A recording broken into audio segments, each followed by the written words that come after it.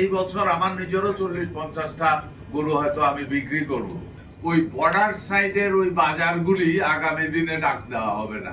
আমাদের রিপোর্ট অনুযায়ী আমাদের কাছে এই মুহূর্তে আমাদের খামারিদের কাছে গরু, ভেড়া এবং ছাগল সব মিলিয়ে আমাদের কোরবানির যে পরিমাণ সেটা 1 কোটির উপরে আছে।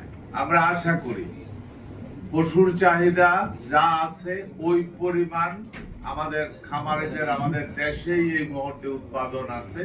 সুতরাং কোরবানির পশু প্রশ্নে এখানে শর্টেজ পড়ার কোনো সম্ভাবনা নাই অ্যাকর্ডিং টু আমাদের যত ডাটা আছে। বাংলাদেশের চাহিদা সাথে সামঞ্জস্যতা রেখেই গরু, ছাগল এবং ভেড়া উৎপাদন করা হতো, বিশেষ করে কোরবানকে সামনে রেখে। কিন্তু দুর্ভাগ্যজনক হলো সত্য যেটা ছিল, অন্য অন্য দেশ থেকে কোরবানির সময় প্রচুর গরু এসে যেত, যার কারণে দেশীয় খামারিরা ক্ষতিগ্রস্ত হতো, বিশেষ করে অর্থের দিক।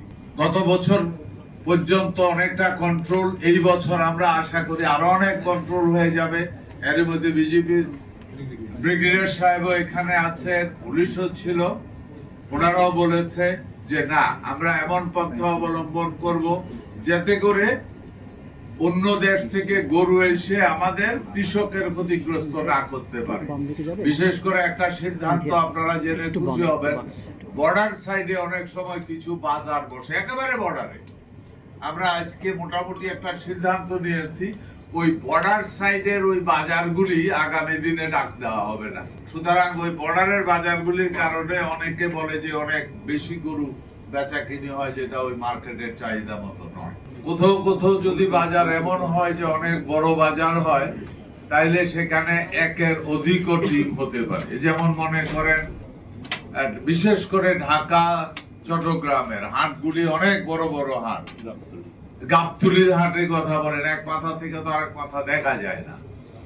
তো এই ধরনের বড় বড় হাটগুলির প্রশ্নে কোথাও কোথাও হয়তো আমাদের 2টা টিম থাকবে খামারিদেরকে বা গরু ব্যবসায়ীদেরকে সহযোগিতা করার জন্য। মোটা তাজাকরণের বাংলাদেশে এই ধরনের কোন রকম মোটা তাজাকরণের কোন ধরনের কোন ইনজেকশন বা কোন ভ্যাকসিন অফিশিয়ালি বাংলাদেশ গভর্নমেন্ট কোনোদিনই ইম্পোর্ট করেনি, এখনো করে না। আমি মন্ত্রীর পাশাপাশি আমি নিজে আমার এই বছর আমার নিজেরও 40-50টা গরু হয়তো আমি বিক্রি করব আমার জবাইয়ের পরেও।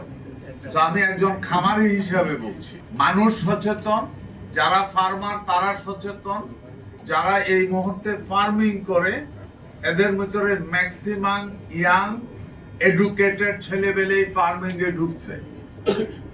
এরা এই সততার প্রশ্নে অনেক বেশি সচেতন, আমি আপনাদেরকে নির্দ্বিধায় বলতে পারি। বর্ডার দিয়ে অতীতে যে পরিমাণে আসতো, আমার ধারণা গত বছর তার 1/4 আসে নাই, অথবা 1/10 আসছে।